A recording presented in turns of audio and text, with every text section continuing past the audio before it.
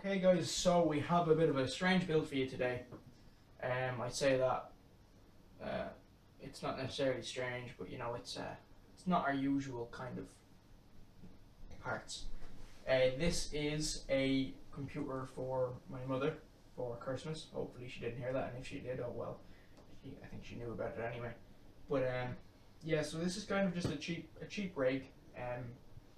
We got most of the parts second hand. One or two of them are brand new that we have here.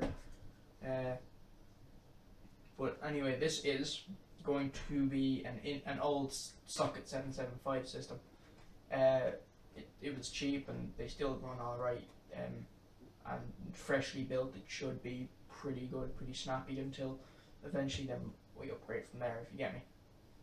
So anyway, yeah. So originally we got this second hand. It was a HP, which stands for highly pathetic. That is what HP stands for, isn't it?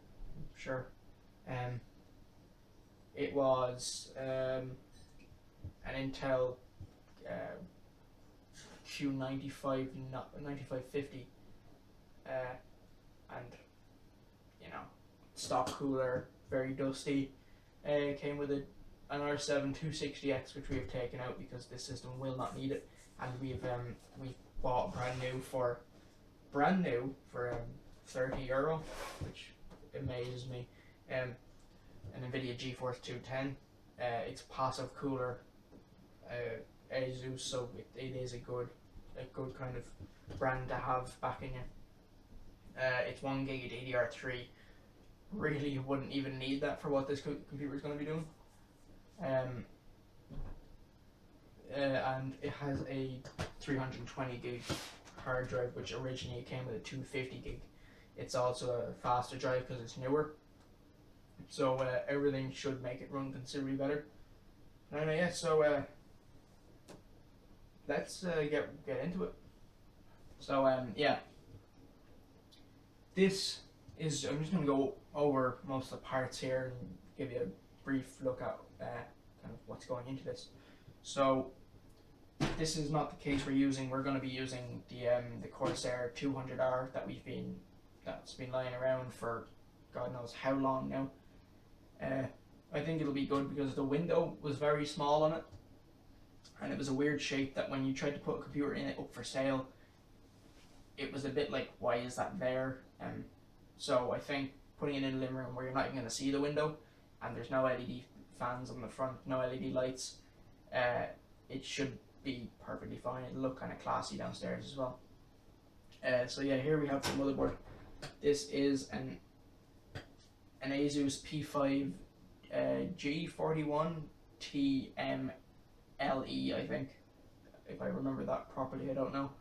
And in that, like I said, is an Intel Q9550 that has a stock cooler, but we're going to be taking the stock cooler off and putting on this. This is actually a brand I've never heard before. It's Up Here Design. I don't know. It looks a lot like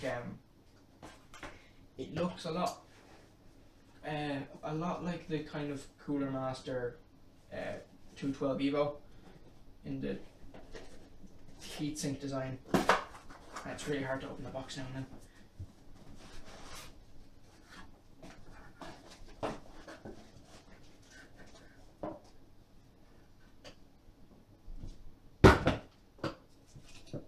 So this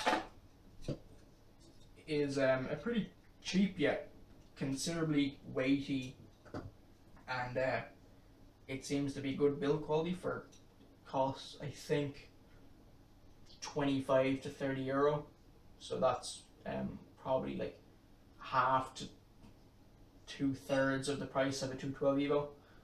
And the only reason I'm using that as a kind of base mark is it's usually it's the usual kind of cheap CPU cooler, if you get me. So I want to see what this is like. Now, I was thinking I would just use this as a passive cooler, take out the blue LED fan, and that should work perfectly fine. But I think we'll leave it on just to get a little bit more air moving in the system, because the graphics card is passive. So I want as much air moving in the system as possible to cool that, just so we don't have any issues with it. So that's really that. it's a very strange mounting system. You don't really see this on coolers much anymore. I used to see it back about 2 years ago. They make it so that it's for an AMD bracket, and then they give you the Intel. So it's usually everything's done for Intel mainly now, but it's kind of nice to see that again. Like I said, a GeForce 210 passive cooler. It's the cooler's pretty beefy considering how low power the card is. By low power I just mean it's not made for gaming. It's a perfectly good graphics card for surfing the web and whatnot.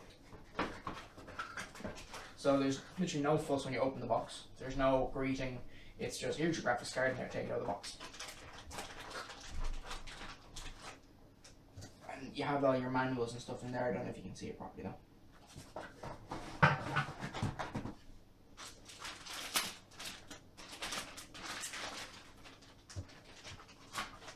Here it is. As you can see, considering the size of the graphics card, the cooler's fairly beefy. That should cool it more than sufficiently. If they're selling them like this, I'm sure it does obviously cool it. They'd have to check. So that's that. And it has HDMI. The only reason we bought this was to add HDMI to the system, and that's just because we can use it downstairs on the smart TV. Stay. Now, speaking of PCIe cards, here we have, if I can open the box, there we go. It's a driver disc, we probably won't be using that.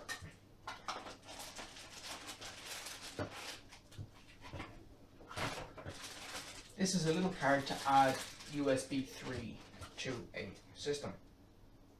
Now it just goes into the PCIe slot, as you can see. Gives you 2 USB 3 on the back there. And then it makes a kitten scream in the background. It has your pins for your USB 3, and then to power it, it takes a SATA cable. For the last part, moving on, we have just 8 gigs of RAM. That's the stuff we actually used in the Sabertooth motherboard in that build. Turns out Amazon sent out that Corsair RAM that we ordered because it never got here. And we ended up getting the stuff that Amazon sent out. So we swapped that out. So now we have this nice cheapish RAM to go into this nice cheapish computer rather than the other way around. So that's really it. There's not much to this system except for the case, which I have to lift up, but I think you've seen the two on Sharon. You'll see it next anyway from the build. But yeah, let's do this.